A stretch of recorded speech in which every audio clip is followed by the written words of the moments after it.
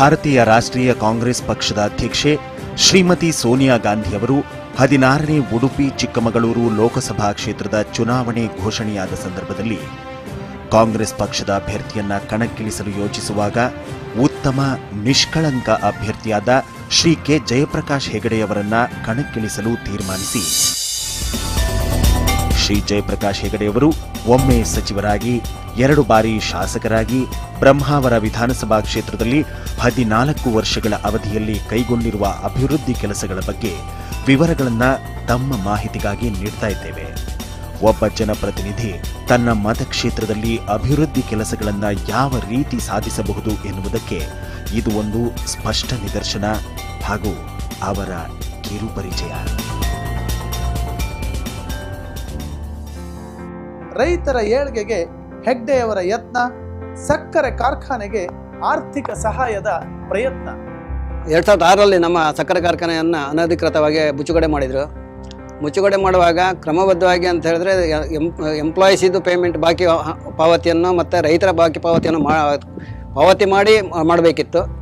ಅದು ಅನಧಿಕೃತವಾಗಿ ಅವರು ಮುಚ್ಚುಗಡೆ ಮಾಡಿದರು. ಆಮೇಲೆ ನಾವು ಈ ಸಿವಿಲ್ ಕೋರ್ಟಿಂದ ಒಂದು ಅಟ್ಯಾಚ್ಮೆಂಟ್ ಅನ್ನೋದಕ್ಕೆ ನಾವು ಒಂದು ತಗೊಂಡ್ಬಂತು.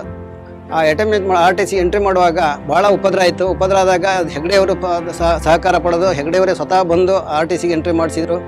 ಆ ಎಂಟ್ರಿ ಮಾಡಿಸಿದ್ರಿಂದ ನಾವು ಹೈಕೋರ್ಟ್ ಮೆಟ್ಲೇಲಿಕ್ಕೆ ಅವರಿಂದ ಸಜೆಷನ್ ಒಟ್ಟಿಗೆ ನಾವು ಹೈಕೋರ್ಟ್ ಮೆಟ್ಲಿದ್ದೇವೆ. 1994ರಲ್ಲಿ ಬಂದರು ಮತ್ತು ಮೀನುಗಾರಿಕಾ ಸಚಿವರಾಗಿ ಅಧಿಕಾರ ಸ್ವೀಕರಿಸಿದರು. 1995ರಲ್ಲಿ ಫಿಶರೀಸ್ ಫೆಡರೇಷನ್ ಅಧ್ಯಕ್ಷರಾಗಿ ಆಯ್ಕೆಯಾದ ಇವರು ಅತ್ಯುತ್ತಮ ರೀತಿಯ ಕಾರ್ಯನಿರ್ವಹಣೆಯಿಂದಾಗಿ ಖ್ಯಾತಿ ಗಳಿಸಿದ್ದು ಇಂದಿಗೂ ಸಾವಿರಾರು ಮೀನುಗಾರರ ಮನದಲ್ಲಿ ಅಚ್ಚಳಿಯದೆ ಉಳಿದಿದೆ.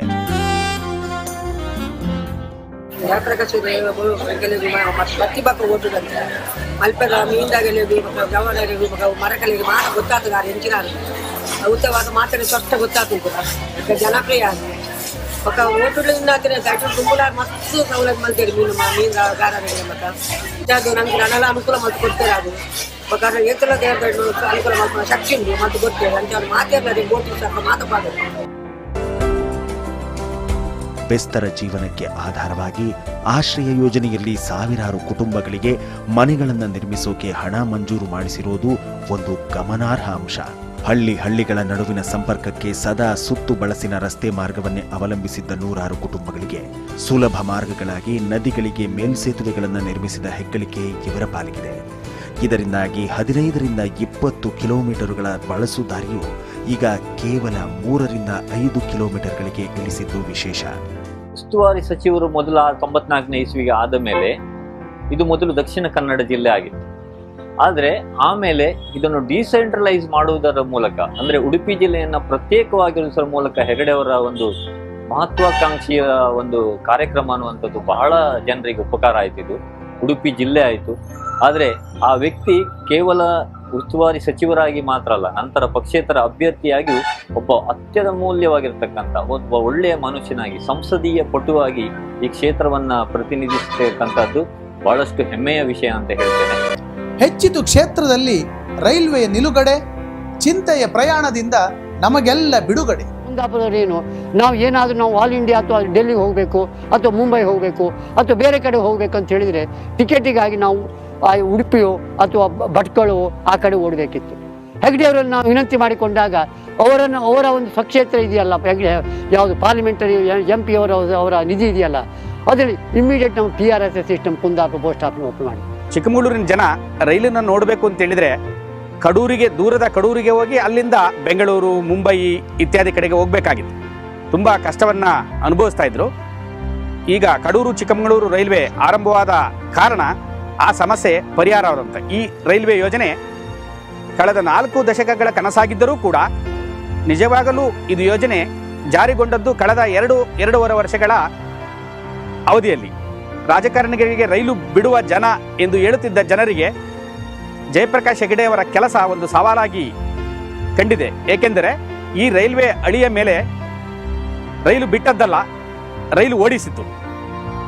ಸ್ವಚ್ಛ ಸಚ್ಚಾರಿತ್ರ ಗುಣಗಳ ಚಾರಣ ಯುವಕರ ಪಾಲಿಗೆ ಮಾದರಿಯ ಆಶಾಕಿರಣ. ಹೆಗ್ಡೆಯವರು ಏನಿದ್ದಾರೆ ಈಗಿನ MP ನಮ್ಮ ಚಿಕ್ಕಮಗಳೂರು ನಮ್ಮ ಉಡುಪಿ ಕ್ಷೇತ್ರದ MP ಏನಿದ್ದಾರೆ ಅವರನ್ನು ನೋಡುವಾಗ ತುಂಬಾ ಖುಷಿ ಆಗ್ತದೆ. ಯಾವಾಗ ನಮ್ಮ ಕಾಲೇಜ್ನಲ್ಲಿ ಯಾವುದೇ ಒಂದು ಕಾರ್ಯಕ್ರಮ ಆಗಿರಲಿ, ಅವರು ಬಂದಾಗ 1 ವೇ ಕಮ್ಯುನಿಕೇಶನ್ ಅಲ್ಲ, ಅದು 2 ವೇ ಕಮ್ಯುನಿಕೇಶನ್ ಇರ್ತದೆ.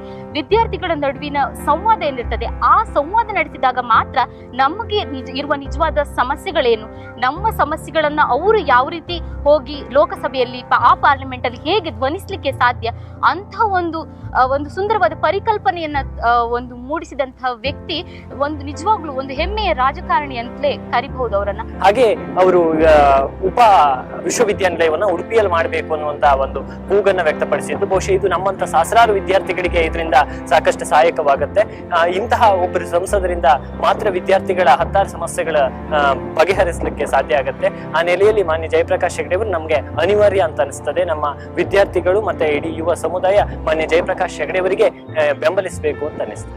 ಈಗಿನ ರಾಜಕೀಯ ವ್ಯವಸ್ಥೆಯಲ್ಲಿ ಅವರ ಬಗ್ಗೆನೇ ಚಿಂತೆ ಮಾಡಿಕೊಳ್ಳುವಂತಹ ಸಮಯನೇ ಇಲ್ಲದೆ ಇರುವಂತಹ ಒಂದು ಸಂದರ್ಭದಲ್ಲಿ ನಮ್ಮ MP ಅಂತ ಒಬ್ಬ ವ್ಯಕ್ತಿ ಆನ್ಲೈನ್ನಲ್ಲಿಯೂ ಕೂಡ ಬರೀ ವಿದ್ಯಾರ್ಥಿ ಜೊತೆಗಿನ ಕಾರ್ಯಕ್ರಮದಲ್ಲಿರುವ ಸಂವಾದ ಮಾತ್ರ ಅಲ್ಲ, ಆನ್ಲೈನ್ನಲ್ಲಿಯೂ ಕೂಡ ನಮ್ಮ ಸಮಸ್ಯೆಗಳಿಗೆ ಸ್ಪಂದಿಸುವುದು, ನಮ್ಮ ಸಂಕಷ್ಟಗಳನ್ನು ಕೇಳುವುದು, ಅದಕ್ಕೆ ರಿಪ್ಲೈ ಕೊಡುವುದನ್ನು ನೋಡಿದರೆ ತುಂಬ ಖುಷಿ ಆಗ್ತದೆ.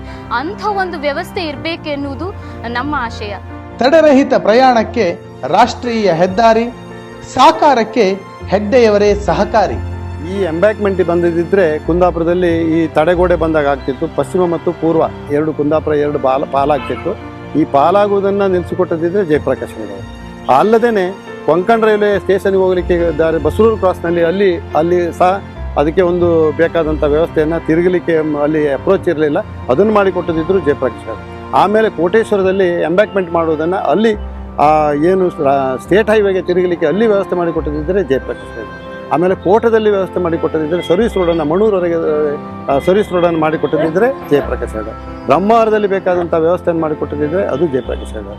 ಇವು ಅದರ ನಂತರ ಪಡುಬಿದ್ರಲ್ಲಿ ಇರ್ಬೋದು, ಸುರತ್ಕಲ್ನಲ್ಲಿ ಇರ್ಬೋದು, ನಾವು 76 ಕಿಲೋಮೀಟರ್ ದೂರದ ಅಷ್ಟು ಇದರಲ್ಲಿ 39 ಕಿಲೋಮೀಟರ್ ದೂರದವರೆಗಿನ ಸರ್ವಿಸ್ ರೋಡನ್ನು ಅದಕ್ಕೆಲ್ಲದಕ್ಕೆ ಕಾರಣಕರ್ತರಿದ್ದರೆ ಜಯಪ್ರಕಾಶ್ ಹೆಗಡೆ.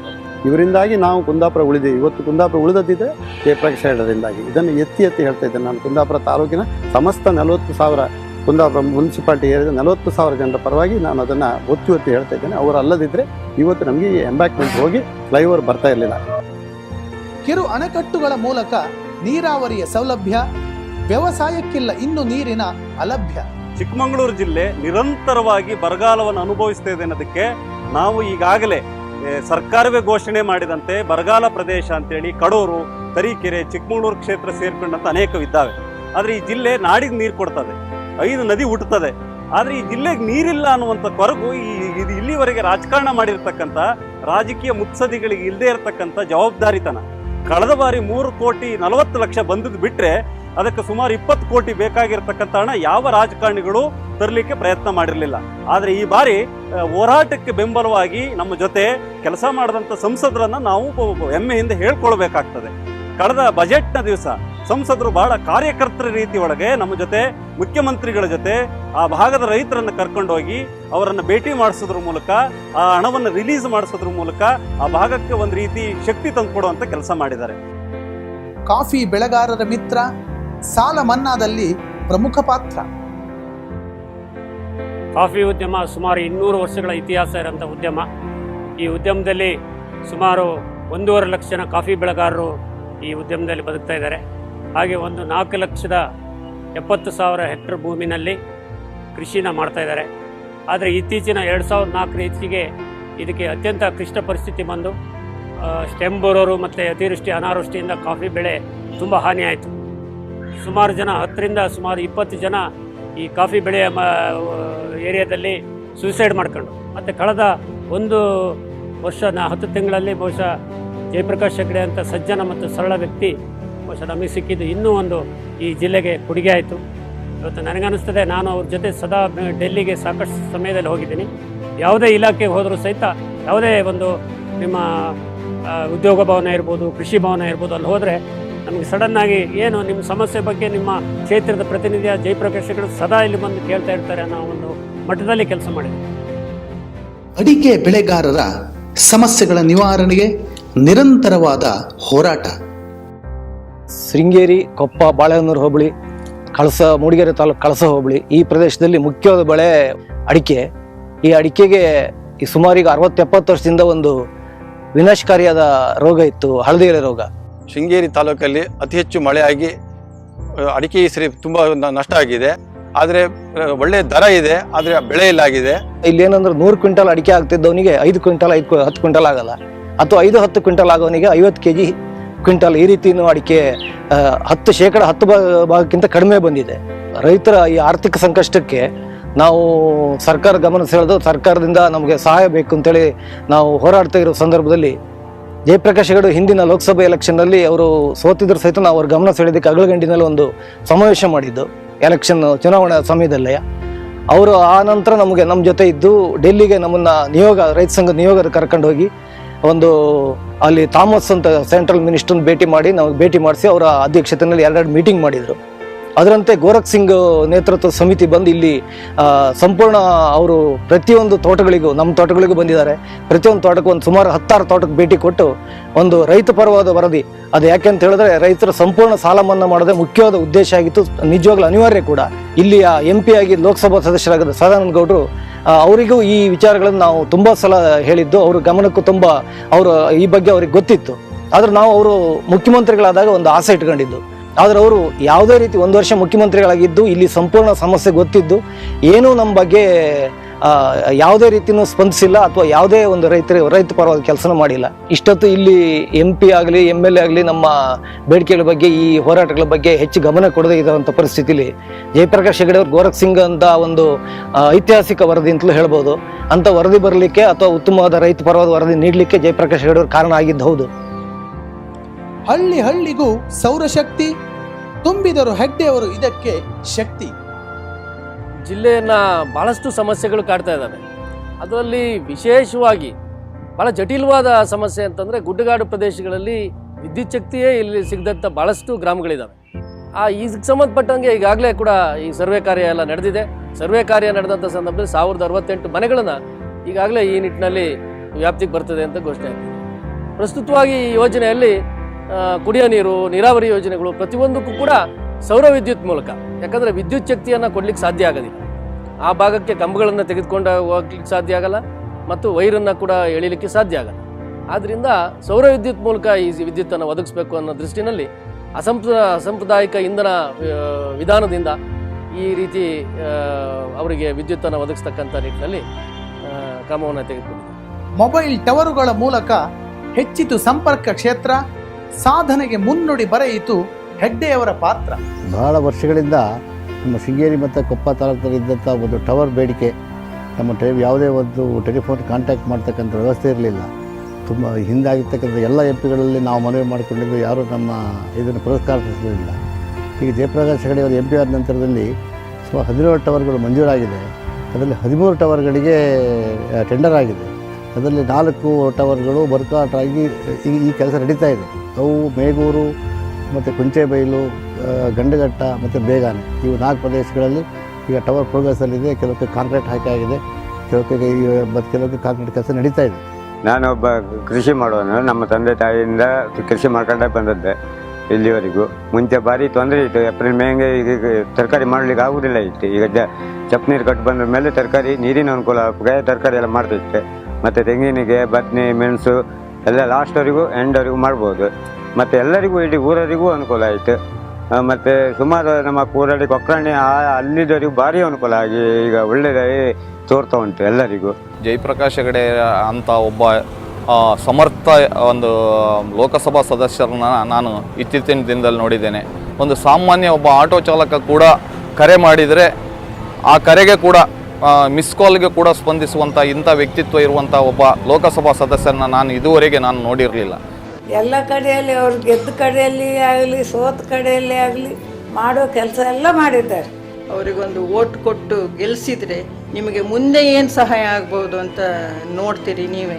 24/7 ಅವ್ರು ಯಾವಾಗಲೂ ಅವೈಲೇಬಲ್. ಅವರ ಮೊಬೈಲ್ ರಾತ್ರಿನೂ ಸ್ವಿಚ್ ಆಫ್ ಮಾಡಲ್ಲ, ಅವರು ಅವನೇ ಇರುತ್ತೆ. ಜನರು ಮತದಾನವನ್ನ ಯಾಕೆ ಮಾಡಬೇಕು ಪ್ರಜಾಪ್ರಭುತ್ವದಲ್ಲಿ ಅಂತ ಹೇಳುವಂಥದ್ದು ಪ್ರತಿಯೊಬ್ಬರಿಗೂ ಗೊತ್ತಿರತಕ್ಕಂಥ ವಿಷಯ. ಅದು ಅವರ ಹಕ್ಕಾಗಿರ್ತದೆ, ಅವರ ಕರ್ತವ್ಯ ಆಗಿರ್ತದೆ. ಆದರೂ ಜನ ಮತ ಯಾರಿಗೆ ಹಾಕಬೇಕು ಅನ್ನುವಂಥದ್ದು ಬಹಳ ಪ್ರಾಮುಖ್ಯವಾಗಿರ್ತಕ್ಕಂಥ ವಿಷಯ. ಅದು ಸಿದ್ಧಾಂತದ ಮೇಲೋ ಪಕ್ಷದ ಮೇಲೋ ಅನ್ನೋದಕ್ಕಿಂತ ಮೊದಲು ನೀವು ಯಾವ ವ್ಯಕ್ತಿಗೆ ನೀವು ಮತವನ್ನು ಹಾಕ್ತೀರಿ ಅವನು ಆ ವ್ಯಕ್ತಿ ನಮ್ಮ ಕ್ಷೇತ್ರಕ್ಕಾಗಲಿ ಜನರಿಗಾಗಲಿ ಎಷ್ಟು ನ್ಯಾಯವನ್ನು ಒದಗಿಸ್ತಾನೆ ಅನ್ನುವಂಥದ್ದು ಬಹಳ ಪ್ರಾಮುಖ್ಯವಾಗಿರ್ತದೆ. ಆದ್ರಿಂದ ಯಾವುದೇ ನೈತಿಕವಾಗಿಯೂ ಅವನು ಬಹಳ ಗಟ್ಟಿಯಾಗಿರಬೇಕು, ಮತ್ತೆ ಜನರೊಂದಿಗೆ ಇರತಕ್ಕಂಥ ಒಬ್ಬ ಒಳ್ಳೆಯ ವ್ಯಕ್ತಿಯಾಗಿರಬೇಕು, ಮತ್ತು ಜನರಿಗೆ ಸ್ಪಂದಿಸಬೇಕಾಗಿರ್ತಂಥ ಒಬ್ಬ ಒಳ್ಳೆಯ ಸಂಸದೀಯ ಪಟುವಾಗಿರಬೇಕು ಅಂತ ಹೇಳುವಂಥದ್ದು ನಮ್ಮ ಅಭಿಪ್ರಾಯ. ಅದು ಯಾರಿಗೇ ಆಗಲಿ ಅವನು ಅದಕ್ಕೆ ನ್ಯಾಯ ಒದಗಿಸಲೇಬೇಕು ಅನ್ನತಕ್ಕಂಥ ಕಮಿಟ್ಮೆಂಟ್ ಇರುವವನು, ಬದ್ಧತೆ ಇರುವವನು ಇರಬೇಕು ನಮ್ಮ ಮಧ್ಯೆ ಅಂತ ಹೇಳುವಂಥದ್ದು ನನ್ನ ಅಭಿಪ್ರಾಯ.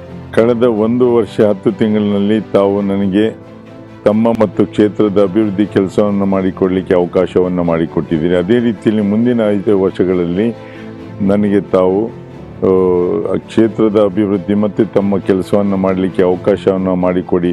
ನಿಮಗೆ ತೃಪ್ತಿ ತರುವ ರೀತಿಯಲ್ಲಿ ನಾನು ಕೆಲಸವನ್ನು ಮಾಡುತ್ತೇನೆ ಅಂತ ತಮ್ಮ ಹತ್ರ ನನಗೆ ಮತವನ್ನು ಕೊಟ್ಟು ಗೆಲ್ಲಿಸಿ ಅಂತ ಕೇಳ್ಕೊಳ್ತೇನೆ. ನಮಸ್ಕಾರಗಳು. ನಮ್ಮ ಹೆಗಡೆ, ನಮ್ಮ ಎಂಪಿ, ನಮ್ಮ ಹೆಮ್ಮೆ. ನಮ್ಮ ಹೆಗ್ಡೆ, ನಮ್ಮ ಎಂಪಿ, ನಮ್ಮ ಹೆಮ್ಮೆ. ನಮ್ಮ ಹೆಗ್ಡೆ, ನಮ್ಮ ಎಂಪಿ, ನಮ್ಮ ಹೆಮ್ಮೆ. ನಮ್ಮ ಹೆಗ್ಡೆ, ನಮ್ಮ ಎಂಪಿ, ನಮ್ಮ ಹೆಮ್ಮೆ. ಸಿಕ್ಕಿದ ಸಮಯ ಕಡಿಮೆ, ಮಾಡಿದ ಕೆಲಸ ಹಿರಿಮೆ. ನಮ್ಮ ಹೆಗಡೆ, ನಮ್ಮ ಎಂಪಿ, ನಮ್ಮ ಹೆಮ್ಮೆ. ಜನತೆಯೊಂದಿಗೆ, ಜನತೆಗಾಗಿ, ಜನರ ವ್ಯಕ್ತಿ ಶ್ರೀ ಕೆ ಜಯಪ್ರಕಾಶ್ ಹೆಗ್ಡೆ.